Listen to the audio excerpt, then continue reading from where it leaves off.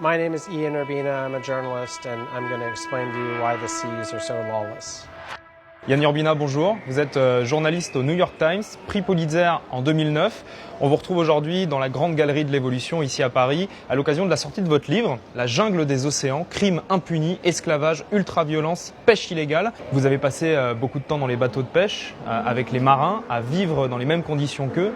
Qu'est-ce qui vous a le plus marqué? I think the thing I remember most is just the living conditions, especially in the developed world. So in poorer countries, these ships are barely seaworthy. They're wooden vessels, they're going thousands of miles. They're extremely crowded. There are 40, 50 guys on a vessel that should have 20.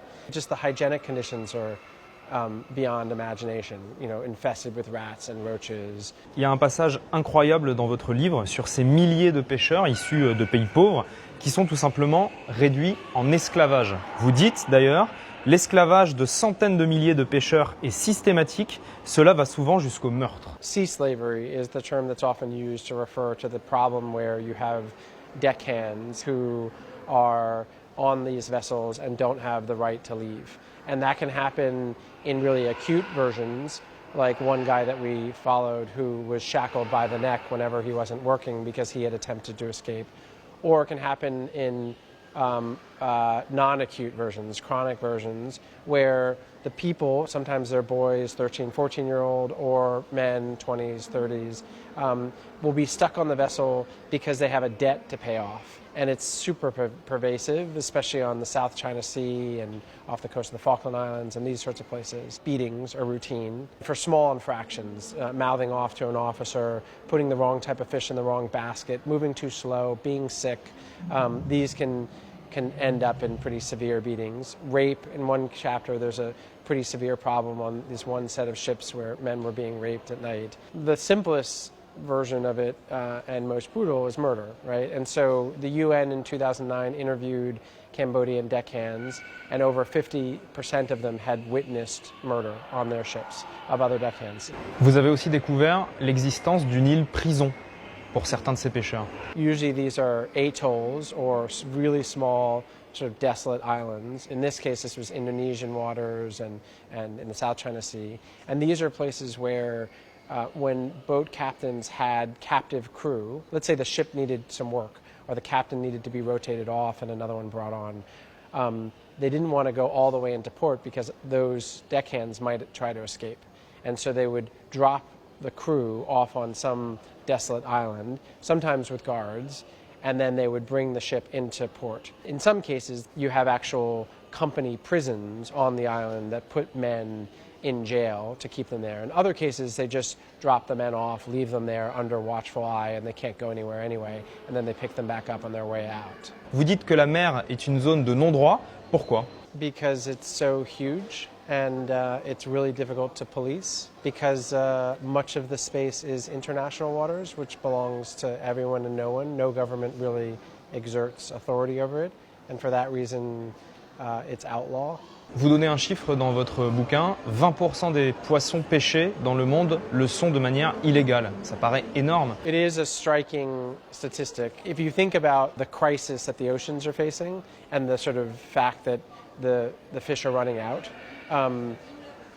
the even bigger problem is overfishing, right? So these are boats that are licensed and allowed to be fishing, but they're fishing at such a scale that there's no way the fish stocks can keep up. And that's actually probably the bigger driver of the fact that 90% of the types of fish on the planet are near collapse. There are two other big factors that explain why the oceans are running out of fish. One is called fish meal, and this is this really weird market that's emerged in the last 2 decades, where essentially you net huge amounts of fish to grind them up and to turn them into these little protein-rich pellets, so as to fatten up more expensive fish like salmon, farm fish, or pigs and chickens that then get eaten by humans. The other big factor is bycatch, right? And so this is the phenomena where using methods like trawling, inexact methods, the nets catch some of the target species, but a lot of innocent bystanders. Vous parlez beaucoup des requins dans votre livre, notamment de la pêche aux requins liée au commerce de l'aileron. C'est encore d'actualité aujourd'hui, cette pêche? The full body of the shark has very little market, but the fin is used in shark fin soup, and there's a big demand for that. And so often on tuna vessels, the hooks are used in a certain way so that when sharks are caught, they're brought on board, the fins are cut off, and the live shark is thrown back in the water. And the shark can't swim without its fin, so it sinks to the bottom and slowly dies. In many places, this is illegal, so there's a black market for them. And what's really dark is that the guys on the ship, the deckhands, are usually paid an impossibly low wage with a clause that says, we're not going to pay you a full wage, but you get to sell the fins. And it creates this really insipid economy for these workers to want to catch as many sharks as possible because they're just trying to break even. But it's a huge problem. The hunting of sharks has sort of contributed to the near obliteration of the species. Avec ces 5 années d'enquête sur les océans, qu'est-ce que vous vous dites aujourd'hui? I still have hope and optimism that there's a lot to be done to protect the ocean. I don't know about the war because it's so big, the war to protect the oceans, but the battles to counter specific problems are being fought all the time, and some of them are being won.